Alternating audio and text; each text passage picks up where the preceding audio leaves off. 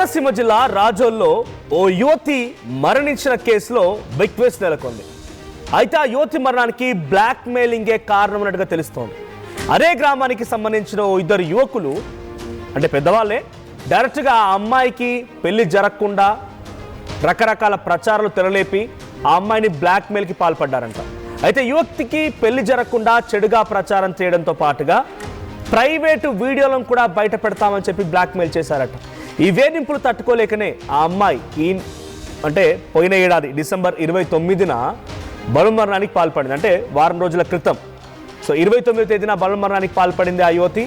ఏడాది కాలంగా యువతి పెళ్లి సంబంధాలను ఏదొచ్చినా కూడా దార్ల బాపూజీ అండ్ శ్రీనివాస్ ఇద్దరు చెడగొడుతున్నారట. దార్ల బాపూజీ డైరెక్ట్గా చెప్పినట్టు వినకపోతే ప్రైవేట్ వీడియోలను కూడా బయట పెడతానని చెప్పి బ్లాక్ మెయిల్కి దిగాడట. ఇక తనపై తన కుల పెద్ద అయినటువంటి కాసు శ్రీనివాస్ ఈ రకంగా చేయడంతో పెద్ద ఎత్తున ఆవేదనకు గురైనటువంటి ఆ అమ్మాయి బలమరణానికి పాల్పడింది. తను ఒక లేఖ రాసింది. ఆ లేఖలో ఈ ఇద్దరు పేర్లు బయటపడ్డాయంట. ఇప్పుడు దీంతో పోలీసులు వారిని అరెస్ట్ చేశారు, రిమాండ్కి తరలించారు.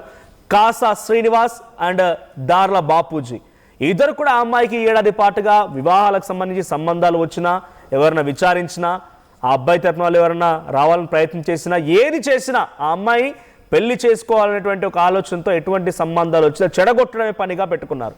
తప్పుడు ప్రచారాలు చేయడాలు, ఇబ్బందులకు గురి చేయడాలు, ఏదో ఒక రకంగా తనని ఈ పెళ్లి చేసుకోకుండా వెళ్ళిపోకుండా అడ్డుకునే ప్రయత్నమే చేస్తూ వస్తున్నారు.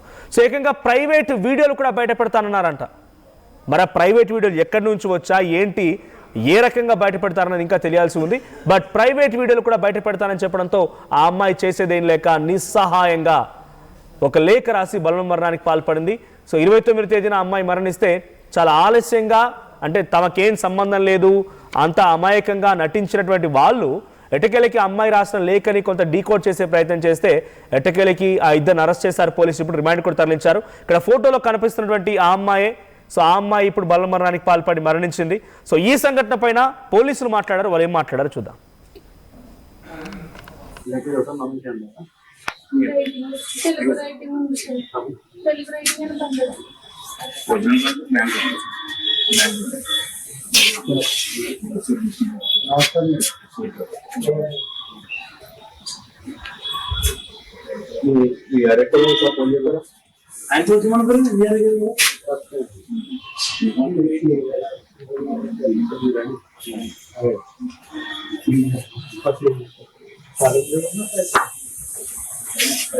మొన్న 29వ తారీఖున రాజోల్లో జెడ్ సెంటర్ దగ్గర అప్పన నాగ సత్యప్రియ అనే అమ్మాయి, ఒక అమ్మాయి, తర్వాత ఆమె బెడ్రూమ్ చిరుపేరులో ఆమె అరెస్ట్ చేయడం జరిగింది.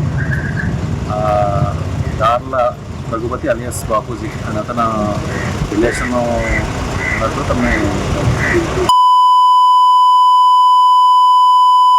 అయితే తర్వాత వేరే మ్యారేజ్ వస్తుంటే తను చెడగొట్టానని చెప్పేసి పెళ్లి కాస్తున్నాను, బ్యాడ్గా ప్రపకండా చేస్తాడని చెప్పేసి తర్వాత కాసు శ్రీనివాస్ అని చెప్పేసి సంఘ ప్రెసిడెంట్ ఒక ఆయన ఉన్నారు.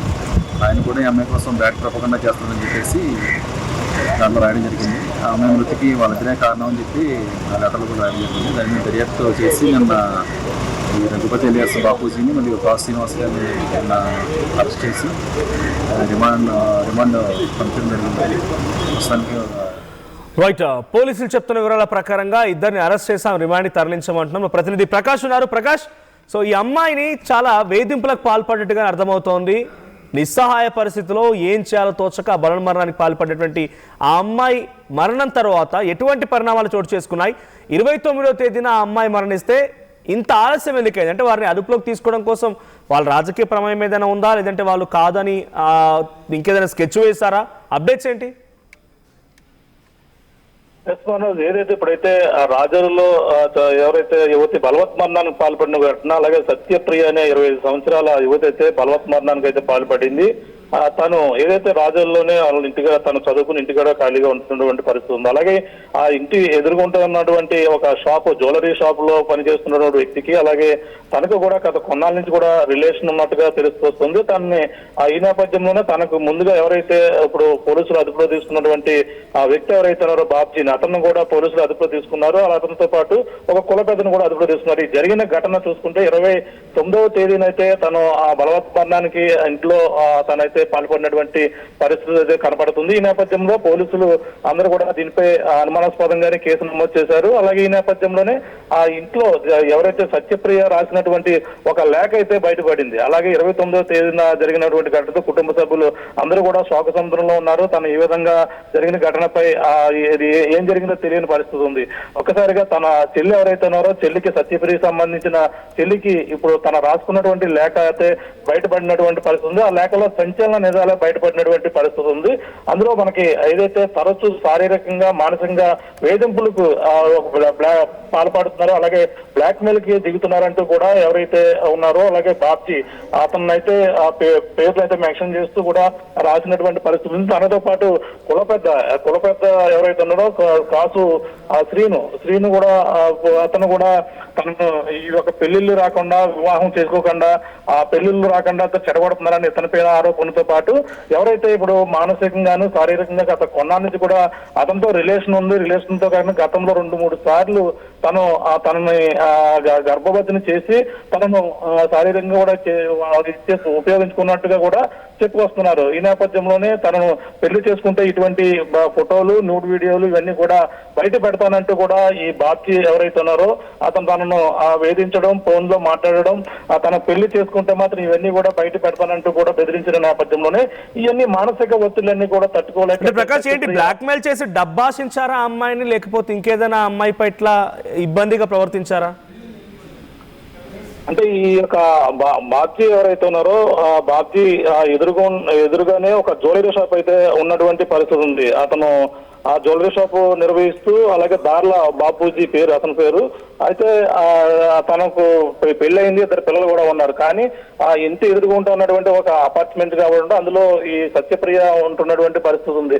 సత్యప్రియతో ఆ ఇద్దరికి కూడా కొన్నాళ్ళ నుంచి గతంలో రిలేషన్ అయితే ఉన్నట్టుగా తెలుసుకొస్తుంది. ఇప్పుడు ఆ రిలేషన్ తన ఆసరాగా తీసుకుని తను పెళ్లి అయిపోయింది కాబట్టి తనను పెళ్లి చేసుకునే అవకాశం లేదు కాబట్టి తనను అప్పటికే వదిలించుకున్నటువంటి పరిస్థితి ఉంది. కానీ తనను వేరొక పెళ్లి చేసుకునే ఒక పక్కన తల్లిదండ్రులు అలాగే సత్యప్రియకి సంబంధించి అన్ని వ్యవహారాలను కూడా చూస్తున్నారు, సంబంధాలు కూడా చూస్తున్నారు. కానీ వచ్చినటువంటి సంబంధాలన్నీ కూడా ఇతను దార్ల బాబ్జీ అనే వ్యక్తి చెడగొట్టడం, ఒకవేళ పెళ్లి చేసుకుంటే మాత్రం నేను అన్ని ఫోటోలు, వీడియోలు అన్ని కూడా బయట పెడతానంటూ ఇటువంటి బ్లాక్ మెయిలింగ్ కి దార్ల బాబ్జీ దిగినట్టుగా కూడా ఆ లెటర్ లో మొత్తం అన్ని కూడా ఉన్నాయి. ఆ లెటర్లు అన్ని కూడా ఆ లేఖలో తను రాసుకున్నటువంటి లేఖ నోట్ ఏదైతే ఉందో ఆ నోట్ కి ప్రస్తుతం ఆ పోలీసులకి తన చెల్లి వాట్సాప్ ద్వారా మెసేజ్ చేయడం, సిఐకి అలాగే ఎస్పీతో పాటు కూడా మెసేజ్ చేయడంతోనే వెంటనే పోలీసులు ఈ ఘటనని మరో కోణంలో దర్యాప్తు కొనసాగించారు. మొత్తం ఈ వ్యవహారం అంటే తను బలవత్మరణానికి మామూలుగా బాపూజీ ఆ అమ్మాయి పట్ల దురుసుగా ప్రవర్తించిన విషయం కాసా శ్రీనివాస్ అనేటువంటి ఆ కుల పెద్దకు తెలుసా? తెలిసి కూడా ఆయన కూడా ఈ రకంగా బ్లాక్ మెయిల్ కి దిగాడా? కానట్ల శ్రీని అతను అయితే బ్లాక్ మెయిల్ దిగడానికి దిగిందంతా కూడా దార్ల బాబ్జీయే బ్లాక్ మెయిల్ దిగారు. అంటే ఈ కాసు శ్రీని అనే కుల పెద్ద అయితే బ్లాక్ మెయిలింగ్ కాదు, అంటే తనకి ఈ అమ్మాయికి తనకి కూడా ఈ సంబంధాలు ఎటువంటి సంబంధం ఉంది, ఈ అమ్మాయికి పెళ్లి సంబంధాలు మేమే ఎక్కడ చూస్తాం అన్న టైప్ లో తను కూడా మాట్లాడినట్టుగా తెలుసుకొస్తుంది.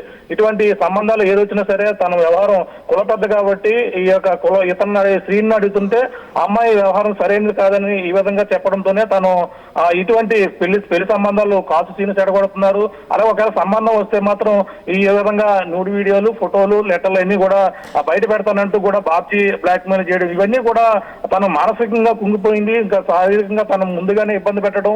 ఇప్పుడు తను పిఎం రిపోర్ట్ లో కూడా సంచలన విధాలు కూడా వచ్చాయి. తన 2 months ప్రెగ్నెంట్ గా కూడా చెప్పుకొస్తున్నారు. ఇవన్నీ కూడా చూస్తుంటే తనని శారీరకంగా ఈ యొక్క దార్ల బాబ్జీ అత్యంత దారుణంగా ఇబ్బందికి గురి చేశారనేది కూడా తెలుసుకొస్తుంది. ఈ నేపథ్యంలో ఇవన్నీ కూడా చూసి తన చెల్లి అయితే మాత్రం ఫిర్యాదు చేసింది. తన కుటుంబ సభ్యులు ఈ లేఖ ఆధారంగానే పోలీసులు ఇచ్చిన నేపథ్యంలో పోలీసులు ఒటాబొట్టిన వెంటనే వాళ్ళని అదుపులో తీసుకున్నారు. వాళ్ళ అదుపులో తీసుకుని రిమాండ్ కూడా తరలించినటువంటి పరిస్థితి. దీనికి సంబంధించిన లెటర్ ఆధారంగానే కేసు నమోదు చేసి మళ్ళీ వీళ్ళందరినీ కూడా రిమాండ్ చేసి రిమాండ్ అదుపులో తీసుకున్నట్టుగా తెలుస్తుంది మనోజ్.